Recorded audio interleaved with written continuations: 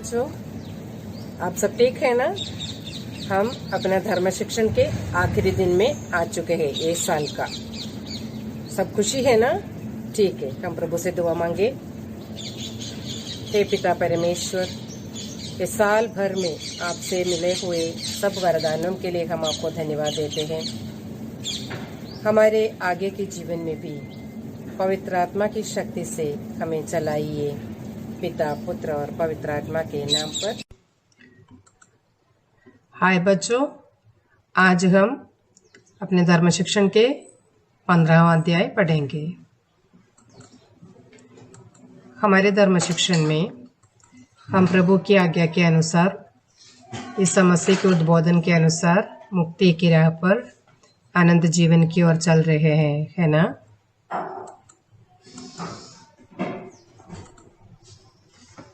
इस सफर में हमारी धर्म शिक्षण हमें सहायता देती है और आज हम इसका 15वां अध्याय पढ़ेंगे। आशीर्वचन, प्रभु की आशीर्वचन। ईसा के जीवन के बारे में विस्तृत विवरण हमें मिलता है सुसमाचार से। चारों सुसमाचार में ईसा की कथनी और करनी का विवरण देता है। ईसा के प्रबोधन का संक्षिप्त रूप है पर्वत पर प्रवचन। प्रभु मसीह पर्वत से अपना प्रवचन देते हैं, इसको पर्वत पर प्रवचन कहते हैं।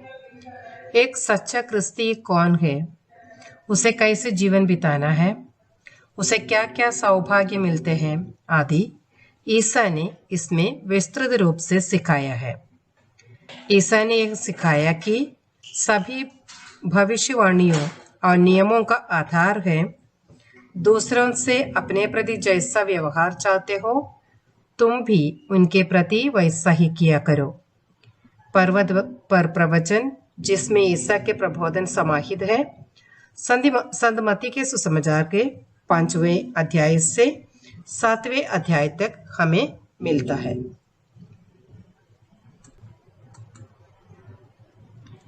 ईसा के शिष्यों के सौभाग्य के बारे में हम पढ़ेंगे।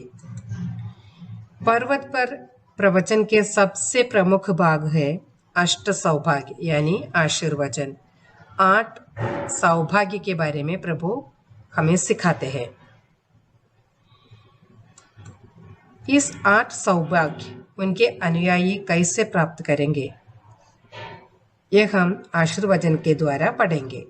पहला है, धन्य है वे जो अपने को दीनहीन समझते हैं, स्वर्गराज उन्हीं का है। दूसरा, धन्य है वे जो नम्र है, उन्हें प्रतिज्ञात देश प्राप्त होगा। तीसरा, धन्य है वे जो शोक करते हैं, उन्हें सांत्वना मिलेगी। चौथा, धन्य है वे जो धार्मिकता के भूखे प्यासे हैं, वे तृप्त किए जाएंगे। पांचवा, धन्य है वे जो दयालु हैं, उन पर दया की जाएगी। छठवां, धन्य है वे जिनका हृदय निर्मल है, वे ईश्वर के दर्शन करेंगे। सातवां, धन्य है वे जो मेल कराते हैं, वे ईश्वर के पुत्र कहलाएंगे। आठवां, धन्य है वे जो धार्मिकता के कारण अत्याचार सहते हैं, स्वर्गराज उन्हीं का है। इन 8 सौभाग्य और 8 सौभाग्य और प्रभु से दिया हुआ आशीर्वचन हम पढ़ेंगे संत मत्ती रचित पवित्र सुसमाचार अध्याय 5 वाक्यों 3 से 10 तक। ईसा के शिष्य के रूप और भाव क्या है हम देखेंगे। ईसा के शिष्य को क्या क्या सौभाग्य प्राप्त होंगे और वास्तव में वे कौन है, यह ईसा ने सिखाया। उन्होंने बताया कि ईसा के शिष्य पृथ्वी का नमक और संसार की ज्योति है। संत मत्ती रचित पवित्र सुसमाचार अध्याय 5 वाक्य 13 और 14।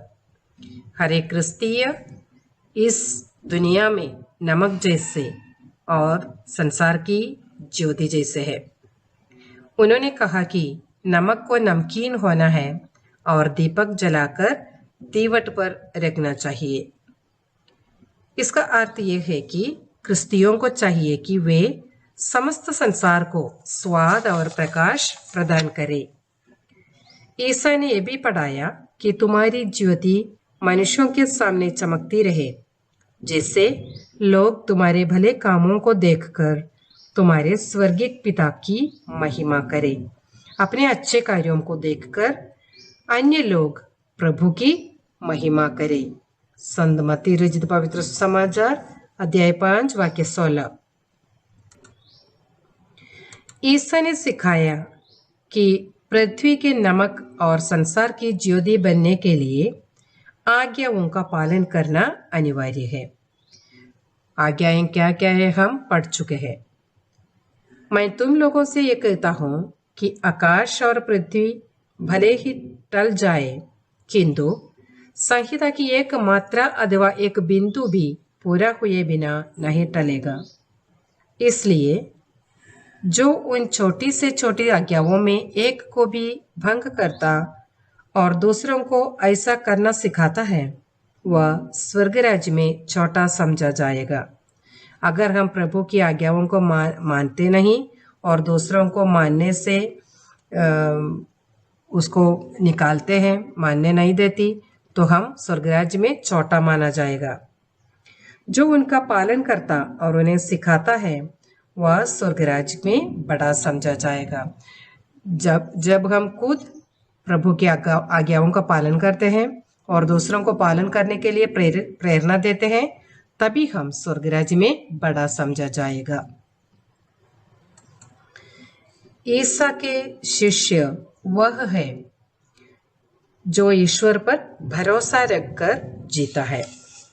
सदैव ईश्वर पर भरोसा रखकर जीने की आवश्यकता पर जोर देते हुए ईसा ने सिखाया, भोजन और कपड़े के बारे में चिंता मत करो। इसका मतलब यह नहीं है कि भोजन और कपड़े की जरूरत नहीं है, बल्कि इसका अर्थ यह है कि स्वर्गीय पिता अपने संतानों को यह सब प्रदान करेंगे। जैसे हम पिता परमेश्वर के संतान हैं, ये सब पिता परमेश्वर हमें देंगे। इसलिए हमको इसके बारे में चिंता करने की जरूरत नहीं है।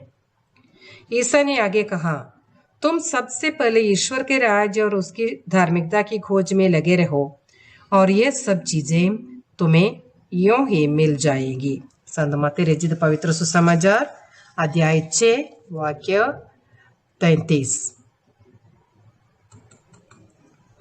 ईसा के वचन सुनकर उसके अनुसार जो जीवन बिताते हैं, वे ही है ईसा के सच्चे शिष्य।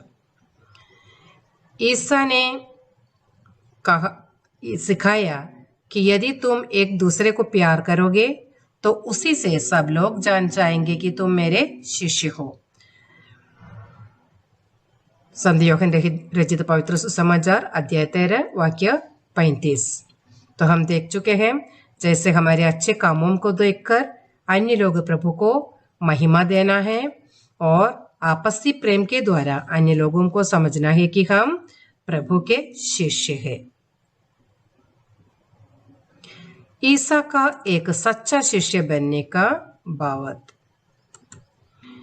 पर्वत पर प्रवचन में ईसा ने सिखाया कि ईसा के एक सच्चे शिष्य के गुण क्या क्या होने चाहिए। जो लोग दिखावे मात्र के लिए नियमों का पालन करते परंतु विश्वास के जीवन में नहीं बढ़ते हैं, उनसे ईसा ने कहा कि जो लोग मुझे प्रभु प्रभु कहकर पुकारते हैं, उनमें सबके सब स्वर्गराज में प्रवेश नहीं करेंगे। बस जब हम दिन भर रात भर प्रभु प्रभु बुलाते हैं, लेकिन अपने हृदय में प्रभु की ओर और दूसरों की ओर प्यार नहीं है, तो हम स्वर्गराज में प्रवेश नहीं करेंगे। जो मेरे स्वर्गीय पिता की इच्छा पूरी करता है, वही स्वर्गराज में प्रवेश करेगा। स्वर्गराज में प्रवेश करने के लिए हम क्या करना है? पिता परमेश्वर की इच्छा हमारे जीवन में पूरा करना है। संत मत्ती रचित पवित्र सुसमाचार अध्याय 7 वाक्य 21। एक सुंदर दृष्टांत देते हुए ईसा अपने पर्वत पर प्रवचन समाप्त करते हैं। जो मेरी बातें सुनता और उन पर चलता है वह उस समझदार मनुष्य के सदृश है जिसने चट्टान पर अपना घर बनवाया था। जो प्रभु में भरोसा रखते हैं, उनकी इच्छा पूरी करते हैं, उसके आज्ञाओं के अनुसार पालन कर जीवन बिताते हैं, तो हम चट्टान पर अपना घर बनाया हुआ अच्छे आदमी की तरफ होगा। पानी बरसा, नदियों में बाढ़ आई, आंधियां चली और उस घर से टकराई, तब भी वह घर नहीं ढहा क्योंकि उनकी नींव चट्टान पर डाली गई थी। वैसे हमारी जिंदगी की नींव पर प्रभु ही चट्टान पर डालना चाहिए। जो मेरी ये बातें सुनता है किंतु उन पर नहीं चलता, वह उस मूर्ख के सदृश है जिसने बालू पर अपना घर बनवाया। अगर हम प्रभु की इच्छा के अनुसार जीवन नहीं बिताते, उनकी आज्ञाओं का पालन नहीं करते, तो हमारा जीवन भी वैसा होगा कि जो बालू पर, रेती पर अपने घर बनाया है। उस घर को क्या हुआ? पानी बरसा, नदियों में बाढ़ आई, आंधियां चली और उस घर से टकराई। वह घर ढह गया और उसका सर्वनाश हो गया। तो हमारा जिंदगी को मूल्यवान बनाने के लिए हमारा नींव प्रभु पर डालना चाहिए। यही है प्रभु पर्वत पर प्रभु की प्रवचन का समाप्त। संत मत्ती रचित पवित्र सुसमाचार अध्याय 7 वाक्य 24 से 37 तक, 27 तक।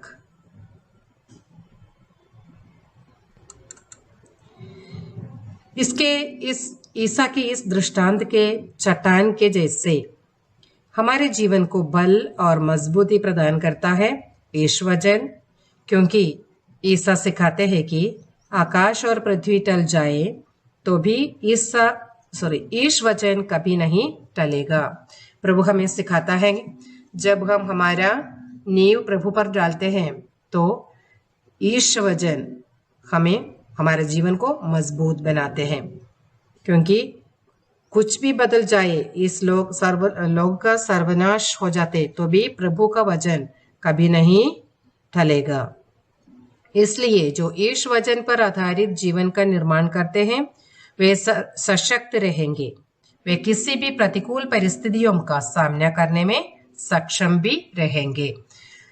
हमारा जीवन ईश वचन में आधारित बनेंगे तो कुछ भी प्रतिकूल साहचर्य आए, परिस्थिति आए, तो उनको सामना करने के लिए हम सशक्त हो जाएगा, सक्षम रहेगा। ईसा ये आग्रह करते हैं कि उनके सच्चे शिष्य बनने के लिए हमें न केवल ईश्वर पर विश्वास रखना है, बल्कि उसकी इच्छा जानकर उसके अनुसार कार्य भी करना अनिवार्य है। तो हम देख चुके हैं पिता परमेश्वर की आज्ञाएं, उनकी इच्छा हमारे जीवन में पूरी करने का कार्य करने का अनिवार्य है। ईश्वर की इच्छा आज हमें ईश वचन द्वारा प्रकट हो जाती है। इन वचनों को खुले मन से स्वीकार कर उनके अनुसार जीवन बिताते हुए ईसा के सच्चे शिष्य बनने, अनंत जीवन के भागीदार होने और स्वर्गराज अपनाने का हम परिश्रम करें। तो हमारा धर्म शिक्षण का क्या लक्ष्य है बच्चों, क्या मतलब है? प्रभु की वचनों को खुले मन से हमारे जीवन में स्वीकार करके उनके अनुसार जीवन बिताना और प्रभु के सच्चे शिष्य बनना, अनंत जीवन के भागीदार होना और आखिरी में स्वर्गराज अपनाना, यही है हमारा धर्म शिक्षण का उपलक्ष्य। और हमारा धर्म शिक्षण हमें ये सब चीजों में मदद देते हैं। तो हम हमारे इस साल का धर्म शिक्षण में आगे आ चुके हैं।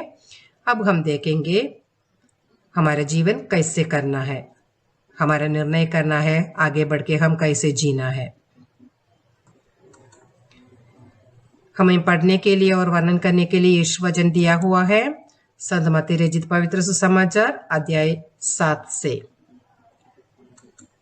और मार्गदर्शन के लिए दिया हुआ पवित्र वचन है, जो मेरे स्वर्गिक पिता की इच्छा पूरी करता है वही स्वर्ग राज्य में प्रवेश करेगा।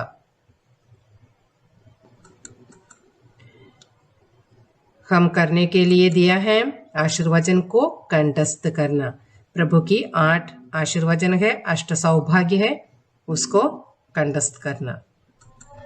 हमारा निर्णय होगा, मैं ईसा के वचन के अनुसार जीवन बिताऊंगा या बिताऊंगी। अब हम कुछ प्रश्नोत्तर देखेंगे। पहला, ईसा के शिष्य को कौन कौन से सौभाग्य मिलेंगे।